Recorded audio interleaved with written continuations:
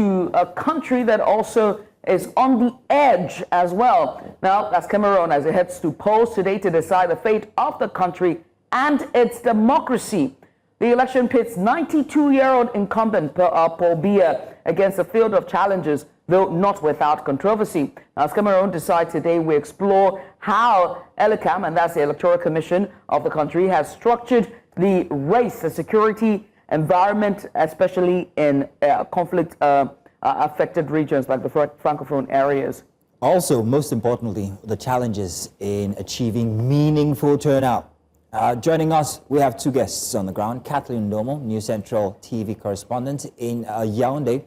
We'll also be joined eventually by another correspondent. But Kathleen, you're welcome. Good morning. Thank you very much for joining us this morning. You are in Yaoundé. We are eager to find out, how has the commission handled the candidate selection and also vetting process for 2025? As you know, good morning. Good morning, Judith. The elections officially have opened this morning across the country in the 10 regions of the territory, as they call it, and we are standing in one of the polling stations in the Yaoundé 3 urban community, where there is going to be one of the candidates who will vote here.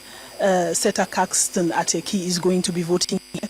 To your question, the commission told us yesterday that they have deployed every material across the over 31,000 polling stations across the national territory. This morning, as we were going across the city, we observed also that security forces have been deployed across key areas of the city, and most importantly, the police force is also at almost every polling station that we have visited so far.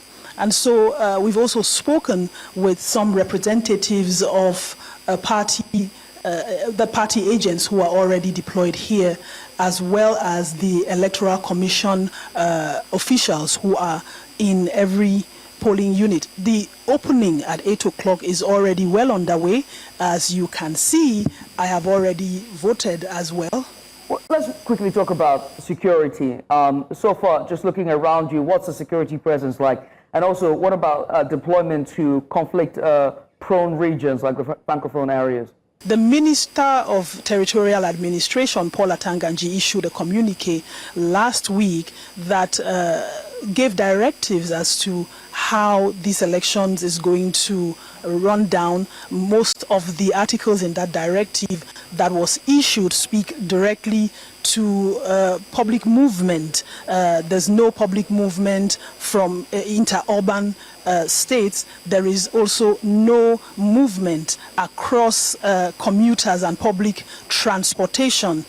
He also made it very clear that no groups of people were allowed to gather around a polling station. He termed manifestations. So the security mechanism that has been rolled out is quite robust. There is police officials in every polling station that we have visited since morning. In the Anglophone regions, we are being told that security is even higher in those areas given the prevailing crisis that is reigning there. The worry for many voters in those areas is they feel like they are caught between a rock and a hard place, as they are unable, many of them tell us they are unable to come out to exercise their franchise, even as the government says that security has been deployed across those regions as well. Security has been deployed across those regions. Let's look at the voter register, right? We know that the population for Cameroon, just like Nigeria, is heavily young as well. We've also seen the leaders as well, more participation among the young people and a galvanization for change. And so I do have to ask, I know it's quite early this morning, what's the anticipation when it comes to turnout at the polls? The turnout, the question here is whether or not by the end of the day the turnout is going to be as heavy as it happened in 2018. The turnout was about 56% of the registered voters, over 6 million people turned out to vote. This year, we are hearing from many of the people we've spoken with who have electoral cards and are willing to come out to vote, that the vote is really between the devil we know and the devils we know. The prevailing sentiment is that a lot of people feel that they want change to happen. Someone said to us that even if it were the devil that would be the next president, he would vote for the devil if that devil would take out the current regime. And so we feel what we're hearing on the ground is that people are willing to come out to vote because of the pressing enthusiasm that they want for change to happen. We are having a population of over 30 million people in Cameroon. About 8 million people have registered to vote in these elections. About another 34,000 people registered across the diaspora, since the country does allow diaspora voting. Whether or not a majority of those people will come out is still left to be seen. Across the Anglophone areas, there is even a bigger concern because of the prevailing conditions where people have been on a lockdown for the last over 3 weeks, which has been imposed by, secessionist leaders. The government itself has made it clear that it is taking security very seriously in those areas, but that is left to be seen, as the worry that a lot of voters have in the Anglophone regions is that they may come out to vote and then the consequences post-vote are not guaranteed. And so we are looking at maybe at the end of the day to have across the 10 regions of the country a voter outcome that is higher than the 56% that occurred in 2018. Kathleen, I'm going to come back and ask a question regarding what it might be after the votes, especially for the Anglophone regions. But first off, you spoke about enthusiasm by the electorate. Let's juxtapose that with the mechanism for the elections. ELECAM has its own process that it has to uphold when it comes to credibility, however it might be. But then there's also mechanism when it comes to the electorate themselves. With a very huge youth population, a president at 85 years old, and a disconnect between him and the populace, what mechanism are the youth using to establish their presence when it comes to the votes that are about to happen today? In Nigeria, we saw plenty of social media use.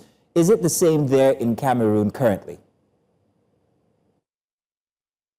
Mazino, there's been a lot of campaigns that have been differentiated in this particular election.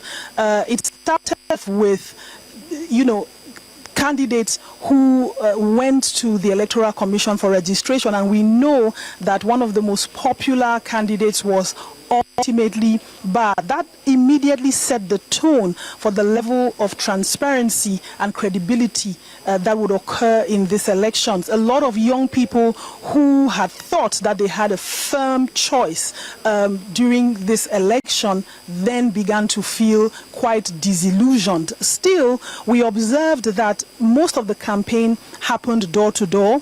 A lot of the other mechanisms that have been used have been influencers, have been social media campaigns and marketing across the social media platforms. Cameroon does have a significant populace on Facebook, most especially, and TikTok. Therefore, most of these campaigns have happened along the lines and alongside influencers who have carried the flag for what they believe to be candidates that can represent them well. There are 13 candidates in these elections, and close to the campaign, we observed that one of the candidates began to stand out as the best alternative, according to what voters have told us that they want, that can bring the change that they want to see. So it's almost a sentiment of the devil and the deep blue sea, but they would rather, as they say, have anything but what is currently as the ruling party. I have to ask you about the process. We're talking about process. Let's talk about the process of ELECAM to ensure transparency and accountability. As the polls were closed today, counting, what are they employing to make sure that the votes do count for the people of Cameroon? We saw here in Nigeria with beavers and technology. Is that being employed with ELECAM? But most importantly, we also did hear about in the news where they said when people finish voting, they should disperse and go back home. What's the sentiment regarding accountability and transparency, and most importantly, ELECAM's process when it comes to collation of the votes? We have visited about 4 polling stations this morning, and yesterday we were at ELECAM's headquarters. We had the opportunity to speak with officials. We also had the communique from the press briefing from the general manager of ELECAM himself, what they've in place to ensure that these elections and the results are captured transparently and credibly. There's about 107 registered elections monitors who are hopefully going to be in polling stations. This particular station where we are, we've entered a few of the units and observed that there are party agents here to also monitor the elections. At this time, we have not been able to see any election monitor. Hopefully, by the middle of the day and the end of the day, we would also observe that. ELECAM is also telling us that voters are allowed to vote and remain at the process of the election and the count. If I can just give you a small picture, voting here, there's 13 candidates and 13 ballot papers. We have in Cameroon 1 single ballot paper where you print. We actually have 13 different ballot papers with every single candidate's picture and party and representing color on that ballot paper. You walk into the polling station, you pick 13 papers, you go into the polling booth, you pick the paper you want and put it in an envelope, and then you can destroy the remaining 12 and put in a bin, and then you walk to the transparent ballot box where that envelope is dropped. That's the process that is happening in every polling unit in the polling stations here. ELECAM is saying we do not have any BVAS as Nigeria has. There is no prevailing technology that we have. The policies that have been made around the elections have shifted from one election to the other. From 2018 to 2025, electoral policies have also changed, but those have not involved any significant innovation. However, there are independent private groups and organizations that have also set up platforms. Some are platforms for counting elections, some for counting the elections independently. Some have been platforms to unite people to become elections independent monitors from one unit and polling station to another. That's what has been observed so far. It is almost a concerted effort between the official public agency and private bodies and individuals who want to be assured and to see their votes actually count, given the experiences of the past where credibility and transparency have been a prevailing issue in elections in Cameroon. Kathleen, thank you very much for giving us details as we wait to see the election commence. We'll be coming back to you at certain times to give us updates, and also we have another correspondent in Cameroon as well. But thank you very much for this much that you have delivered so far. Thank you.